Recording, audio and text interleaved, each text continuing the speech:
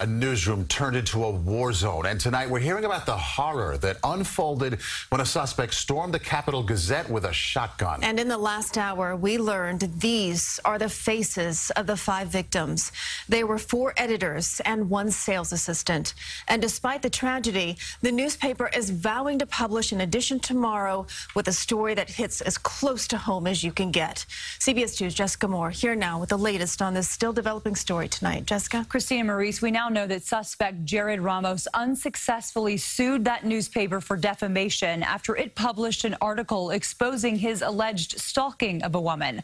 Police say today's attack was targeted following multiple social media threats, the latest of which was posted earlier today. Several shots have been fired. Possible shotgun. At least 10 shots heard. The massacre inside the Capitol Gazette started just before 3 o'clock this afternoon. I just remember the shots. When it first started to happen, you just immediately go into panic mode. Reporters recall the moment police say 38-year-old Jared Ramos shot through the glass door of their newsroom and started firing. He was going down our newsroom, starting from the front, just continually shooting people. At one point, I'm pretty sure I heard him reload. I saw a guy holding a gun. The door of the Capitol Gazette had been blown to pieces.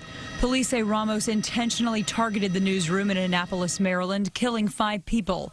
Investigators say they later found smoke bombs and flashbang grenades inside his backpack. He entered the building with a shotgun, and he looked for his victims as he walked through the lower level. A law enforcement source says Ramos damaged his fingertips so police wouldn't be able to identify him with prints. Instead, they found out who he was through facial recognition. We are working on now securing his residence. He does live in the state of Maryland. We are in the process of securing that residence and preparing for search warrants.